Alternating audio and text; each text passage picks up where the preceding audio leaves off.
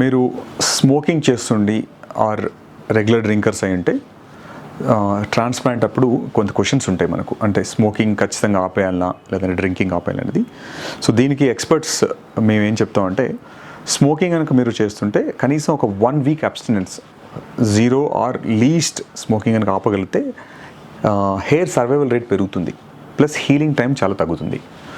దాంతోపాటు డ్రింకింగ్ డైరెక్ట్గా మీకు ట్రాన్స్ప్లాంట్ ఎఫెక్ట్ చేయకపోయినా ఫస్ట్ 5 to 7 days మేము ఆ స్వెల్లింగ్ తగ్గడానికి యాంటీ ఇన్ఫ్లమేటరీస్, యాంటీబయాటిక్స్ ఇస్తాం. కాబట్టి డ్రింకింగ్ అనేది ట్రాన్స్ప్లాంట్ చేసిన తర్వాత ఒక 1 వీక్ వరకు అవాయిడ్ చేయమని చెప్తాము.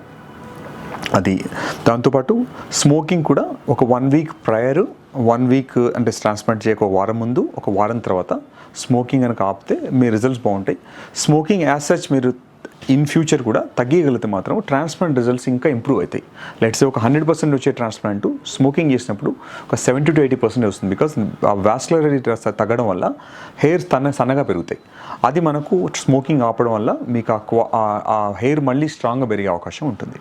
సో స్మోకింగ్ ఆపలేకపోతున్నాను కానీ ఎట్లా ట్రాన్స్ప్లాంట్ చేసుకోగలుగుతున్నప్పుడు, స్మోకింగ్ ఖచ్చితంగా మీరు అంటే ఒక ఓవర్ పీరియడ్ ఆఫ్ టైం కనుక తగ్గించుకుంటూ రాగలిగితే, అంటే ఇన్స్టెంట్గా కొంతమందికి ఎందుకంటే చాలా ఎడిక్ట్ అయ్యారు, 10 cigarettes తీసుకునే వాళ్ళకి స్లోగా తగ్గించేసేయాలి. తగ్గించుకుంటా వచ్చినప్పుడు మేము ఎక్స్ట్రీమ్ స్మోక్ చేసే వాళ్ళలో బ్లడ్ సప్లై ఇంప్రూవ్ చేయడానికి ఒక 2 to 3 times, అంటే బిఫోర్ ప్లానింగ్ కనుక మీరు ఒక 6 monthsలో ప్లాన్ చేస్తే ఒక 2 to 3 sessions ఆఫ్ PRP ముందే సజెస్ట్ చేస్తాం. ఈ PRP చేయడం వల్ల ఏమైందంటే వాళ్ళ బ్లడ్ సప్లై ఏదైతే థిన్ అయిందో స్మోకింగ్ వల్ల అది మళ్ళీ కొంచెం ఇంప్రూవ్ అవుతుంది. దాంతోపాటు ట్రాన్స్ప్లాంట్ చేసిన తర్వాత కూడా వీళ్ళలో ఎక్కడైతే స్మోకర్స్ కనుక ఆపలేని పక్షంలో ఖచ్చితంగా నెక్స్ట్ 5 months, అంటే ట్రాన్స్ప్లాంట్ చేసిన 3rd month నుంచి 6 to 7 months వరకు కంటిన్యూస్గా every month we suggest PRP. దాంతోపాటు లేజర్ లైట్ థెరపీ అని ఉంటుంది, అది కూడా సజెస్ట్ చేస్తాము. ఎందుకంటే బ్లడ్ సప్లై ఇంప్రూవ్ అవ్వడానికి ఇవన్నీ చేసుకోవాలి. ప్లస్ వీళ్ళు ఖచ్చితంగా మినాక్సిల్ ఖచ్చితంగా వాడాలి. కొంతమంది మినాక్సిల్ వాడను, నాకు అవసరం లేదు అంటే, స్మోకింగ్ వాళ్ళలో మాత్రము మినాక్సిల్ అనేది చాలా కంపల్సరీ. ఎందుకంటే అదర్వైజ్ గ్రోత్ రేట్ చాలా స్లో అయిపోతుంది, ప్లస్ హెయిర్ తనగా అవుతుంది. సో స్మోకింగ్ చేసినప్పుడు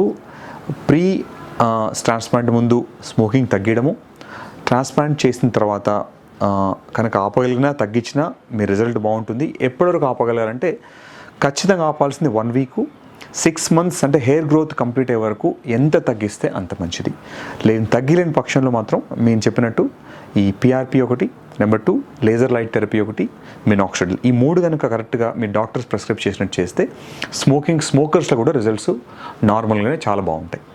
తర్వాత ఆల్కహాలు ఒక నైట్ ముందు, అంటే రేపు ప్రొసీజర్ అయినప్పుడు ఒక నైట్ ముందు ఖచ్చితంగా ఆపేయాలి.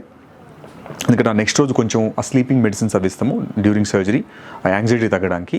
సో ఆల్కహాల్ వాడినప్పుడు ఆ మెడిసిన్స్ మళ్ళీ ఇంటరాక్షన్ అయ్యే ఛాన్స్ ఉంటుంది. కాబట్టి ఆల్కహాల్ ఒక డే ముందు, తర్వాత ఒక 1 week 5 to 7 days post procedure అనేది ఖచ్చితంగా రిస్ట్రిక్ట్ చేయాలి. తర్వాత తాగినా కూడా మోడరేషన్ అనేది చెప్తాము. So moderate amount of alcohol is always good for your health. అంటే బాడీ హెల్త్ ఉన్నప్పుడే మన హెయిర్ గ్రోత్ కూడా బాగుంటుంది.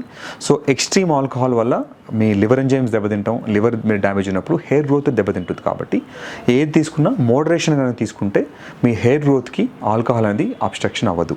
సో ఈ 2 జాగ్రత్తలు తీసుకున్న వాళ్ళకి, ఆల్కహాలిక్స్ అయినా స్మోకర్స్ అయినా కూడా, మీరు ఈ హెయిర్ ట్రాన్స్ప్లాంట్ అనేది మీకు అబ్స్ట్రక్షన్ కాదు, మీరు సేఫ్గా ఈ ప్రొసీజర్ చేసుకోగలుగుతారు.